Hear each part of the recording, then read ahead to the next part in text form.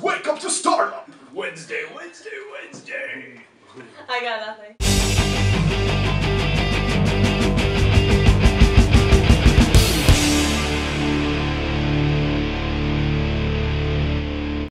So welcome to a fresh new edition of Wake Up to Startup. I'm Mike. I'm Trista. And I'm Clark. And what we're going to do is talk a little bit about tech, websites, website startups, and just kind of what's going on in the web in general. And fun new shit. Wow, I hope you can believe that. Today we're going to talk about, I'm going to cover the iPad 3 a little bit. If you have the iPad 1, the iPad 3 is probably worthwhile. If you have the iPad 2, yeah. So the big differences are, after doing a little scouring, where do we find great things about the iPad 3? Where would we look for something like that? You would go to apple.com. Yeah, if you're looking for an image of the iPad. I Google imaged it. Like, I was just looking, but clearly wasn't the brains of that operation. The biggest thing that they're really showboating is the Retina display. First thing I thought of when I saw Retina display, I'm like, we gotta scan your eyeball. No. Basically, it's a 20 by 48, or sorry, 2048 by 1536 display. It's 4 times the number of pixels on the screen versus the iPad 2, and 1 million more than a standard high-def television that you could buy at Best Buy or Sears or any other places that may or may not sell quality merchandise. Or you could rent to lease to own at Aaron's. Wow, like, hey, if you guys want to sponsor a show. Yeah. Basically where it really kind of comes in handy is if you're viewing books and you need to zoom in, it's not all pixelated. If you're looking to do photo editing, drawing, or video editing, the precision's a lot better with that. It has a bit more of a kick-ass processor, retains the battery life, but obviously you gotta have a processor to manage all those pixels and push them around a little bit, so you need a bigger bouncer in the bar. And that's one of the biggest thing. It has the HD recording capabilities. The lens on the back of the iPad itself has, I think it was like a 5-layer lens. $5 discount. $5. $5. Not yet. Yeah, and it records in 1080 HD. 1080p, yep. And it has 10 hours of battery life. Is it thinner, do we think? It looks thinner. I heard it was thicker. I really don't know. I'm still one of the suckers with an iPad 1, but that's great for such apps as the annoying orange, which is fantastic. It can also pick up the 4G LTE signal, so mobile speeds, capability of connecting there, and can act as a mobile hotspot. And the last thing that's really you're seeing on the iPhone 4S is the Siri. Well, they're really trying to take that and use that in as many apps as possible, so you're just doing more dictation, whether you're writing an email or just anything like searching the web. So it's trying to use that feature mostly. So, and I'm being mentioned on Twitter. Yeah, I just saw that myself. Thank you. I personally still have the iPad 2, so I am one of those people that will not be switching right away. I'm not gonna, but if I win one, I would like it. You're gonna Yes, computers. So if you win I want to win it. No way, if you win one, you'll take it? I'll take it, I guess. Yep. You're not one to take something. Babies. So that does it for the iPad 3. I'm excited about it. What's next? Oh, haha, los fancios. De nada. So the fancy.com, for all of you Pinterest fan peoples out there, the Fancy is, at first glance, is extremely similar to Pinterest, but there's a big twist to it. Whereas Pinterest is, I find things I like, people follow your boards, and they just kind of stalk your taste pretty much is really what it boils down to. The Fancy is the same has the pinboard concept, but instead of just driving traffic potentially back to your site, it drives traffic, or it actually drives sales. So on the Fancy, you can sell your products right from the site. So it's kind of a marketplace, so to speak. So if you, the Fancy does cater a bit to high fashion. Tosh 0.0. Yes. Now you're getting it. Now you're getting it. He is high fashion. That was the reference I was trying to think of earlier. Yeah. So Fancy has a lot of celebrity backers. Yes, they have Kanye West, Ashton Kutcher, who's the other big Pauly guy? Shore. Really? He's just throwing out celebrities that he knows. And for those of you, Gentle. wow, Got me. Dick Clark. Weird Al. Good work. Regardless. Kind of bringing it back to the start. We digress. Jack Dorsey of the Twitter fame, he is one of the big supporters for the Fancy. I think most of the design and the UI came from Jack Dorsey.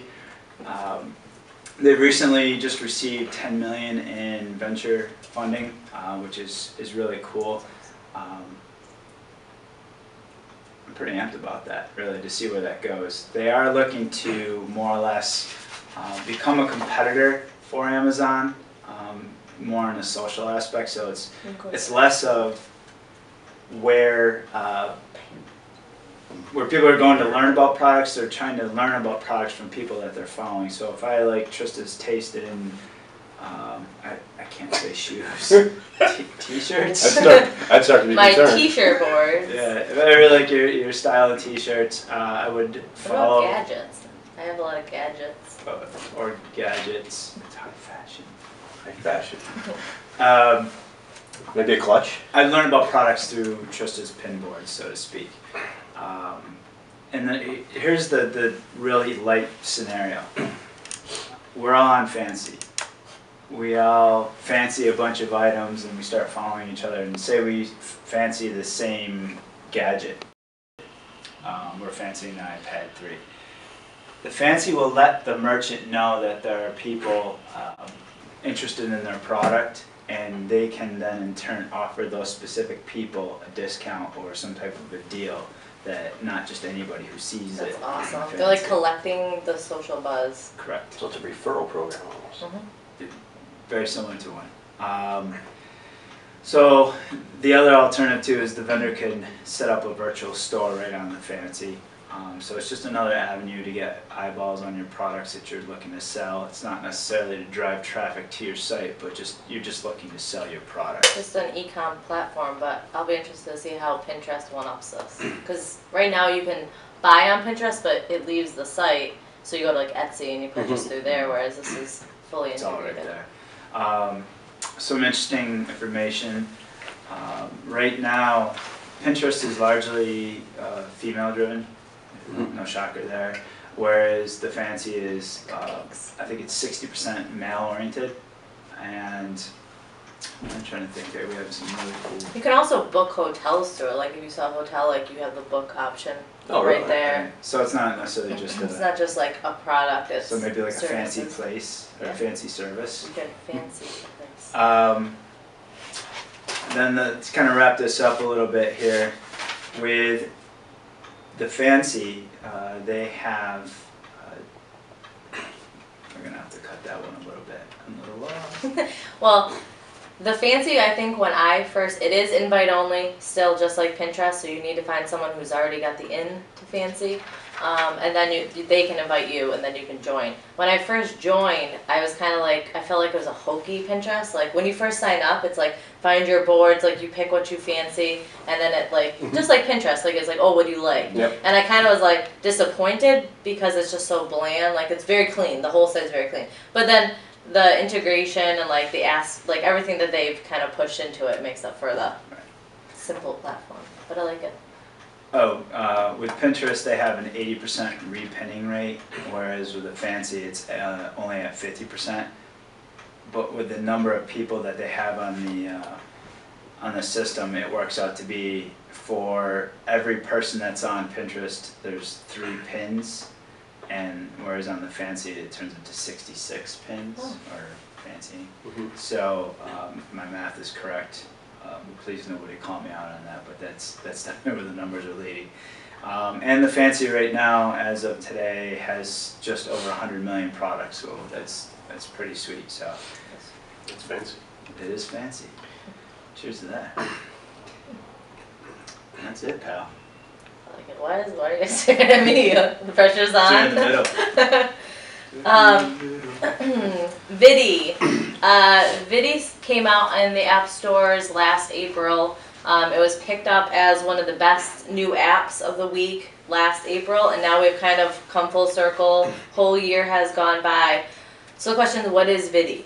Viddy is an app that enables users to capture, produce, and share and add filters to, I think, like 15-second videos. So very small, like quick captions, share with the world. Evan White stated, he's the Viddy's chief marketing officer. His comment was, "We help make one moment worth sharing with the world." True story. It's true. It's accepted. You can use it on your iPad or the iPhone, and no cracks about the Android device, people. Hey. So You just took care of that. I knew it was coming, so I just had to set it up. What's interesting though is Viddy has come in and out of placement in terms of like where they rank in the App Store. But Viddy has reached 2.5 million users, and pretty much organically. And it actually exploded in Hong Kong without any effort of the... What is so funny, dude? Anybody get hurt? No, they're fine. They're all set. Fuck Godzilla, actually. Anyways, it exploded in Hong Kong, but it also has a lot, just like the Fancy has a lot of celebrity backing. So they partnered with Snoop Dogg, Linkin Park, which I kind of want to say LinkedIn Park, but it's Linkin Park. In my mind, that's what I was thinking. And Incubus. They've also partnered up with Disney for the Muppet Show. They had like quick little snippets, and every snippet introduced a new Muppet character. So a lot of like promotions going on between Disney and Viddy. That's huge. Also Monday at South by Southwest, Facebook announced that Viddy is an app that will be one of the 10 companies that will be introduced to Timeline. Now, it'll be interesting to see the integration, how it's gonna... Do you have a comment? Not yet. It'll be interesting to see how it integrates into Timeline, but you know, of all the companies that are going there for Facebook to call out Viddy, that's pretty big. So kudos to them. Good job, guys. It doesn't explode. It's not gonna explode. But Facebook. something that they probably don't want us to talk about was last month Viddy was pulled from the App Store. People were calling snippets that they had porn, that people were kind of, you know, putting things out there that were... They were giving you a moment that would last a lifetime.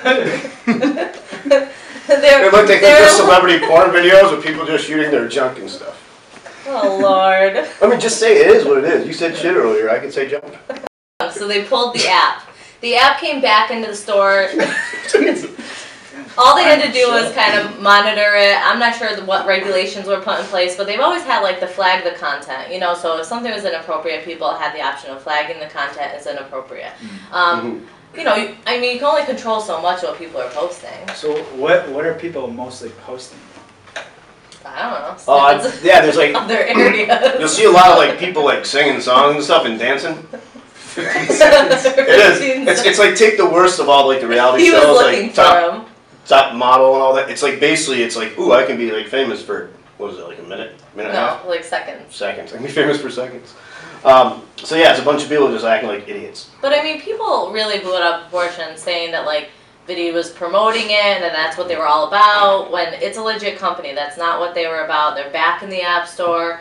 You can download it today, obviously, but they're not doing porn. No. Well, there are, like, I noticed that sometimes on Evan's Facebook feed, it'll show the video he's watching, and then that kind of scares me because I don't want to be known as the creeper. Yeah, I don't want to like people know who I'm stalking. Yeah, I want to stalk Stalking. Right. That's why it's called stalking. Well, what's the difference between that and YouTube? I mean, it's video. Well, it doesn't say like Mike watched this video on YouTube. I'm in a lot of trouble. I don't want my timeline. Yeah, I don't need everybody to know what I'm watching. Right. So I think Believe me. there's some interactivity there. So the Viddy app just Well, I just saw some of the videos he's watching. I'm like, hey. without like, the whoa. creeper status. I don't want to watch it and have that on my timeline. Okay, don't watch. And somebody else will be like, hey. But it is being called it's video, but it's like Instagram. I guess if you were to compare the two apps, it kind of has these filtering, which is just like Instagram. Like you can do a quick snippet, and as you can see, you can apply filters and have all different effects. I think there's a good chunk of free ones, some you can buy. But So what pretty would you cool. call an itty bitty viddy? Viddy, viddy, viddy. Committee. Or Lord. a yellow polka dot bikini? I'm done with Viddy. Yeah. Check it out. All right. Moving on. Hey, Mike. Mike's watching. Creepers. Fun new shit. So the fun new shit is kind of like the segment each week where we're going to talk about something that's fun, new. Occasionally it might be shit. Cup-worthy. So this week we're going to talk about a fun little app available on the iPhone and your desktop, not available on your Android device right now. What's that? It's called Turntable FM, which is a company started by Seth Goldstein and Billy Chasen, who were the same guys that started Sticky Bits, which is kind of a social sharing with QR codes and all that kind of fun stuff. What it is basically it's a music sharing thing where you can actually log into it looks like this. It looks like you're in like a little You join club. a room. You join the Right. club. And when you join, you're like one of these little dudes down here. And in the lobby, you can actually pick what kind of room you want to go into. It has all these different like music genres. So it's kind of like Pandora, but you get to go in and actually be part of like picking what music you want. So I guess you can kind of do that in Pandora too. Once you get in, you can go as someone just spectating and listen to the music, and you vote on the song that's going on. It's be awesome or lame. And then eventually, if you want, you can actually go and become a DJ. So you get up there and you start spinning your own music. So you're like, waka waka waka waka. My spinning was better. Yeah, it was pretty. And it's kind of like this, and then, Wow. so basically what it is, it's a social. You don't say. Look at her. She's a DJ. I'm the rapper. So you go in and get an avatar. You go in and you can vote on the different DJs based on the songs they're playing, and eventually you can get up there and you can be a DJ yourself. You get points, and you can share. Actually give you like the song you like. You can actually click on it and you can go actually download it. You can buy it through Amazon. Yep, you can buy it through Amazon, and you can actually, if there's a song that you want to play as a DJ and it's not there, you can upload it from your own personal music files. I think you can get iTunes too, no? Yeah, I believe so. I don't know, I just thought Amazon. It may depend on like the song. Oh, maybe. I don't know. The DJs are very competitive. Like, they take their jobs up there very seriously. Look at them. They're hardcore. And if you're not a DJ, you get thrown into the right side of the room, and sometimes you're a loner because you don't have any DJ points, so you just kind of chill. Didn't you see 8 Mile? Yeah, I'm a loner. Yeah. So a big thing actually came out of South by Southwest yesterday. They actually, Turntable FM actually got approval from 4 of the major record labels to actually legally, stream this music. So All right, we'll let you play. we weren't going to talk about it, but they just also brought on Gary Vaynerchuk as an advisor. So Good move. So yeah, it's kind of a cool little thing. Go around and play with it if you so choose. We actually spent some time in the AOL Ventures building where Turntable FM is, and I noticed that on the way back from New York City, we were driving, I was looking at the chat stream, and a lot of the developers are actually in there, not necessarily DJing, but they're monitoring the user feedback and making changes. So it was kind of neat to see them kind of converse back and forth with the people that were in there. Yeah, and that's another cool thing about that I might just mention is you can chat with other people in there. So basically you're just commenting on the songs that are playing as they go along. So for those of you my generation that love the 80s, there's always a room in there that's playing really, really good 80s songs. I like the 80s too. I can go in that room. For you young people like oldies, there's the 80s songs. And the DJing.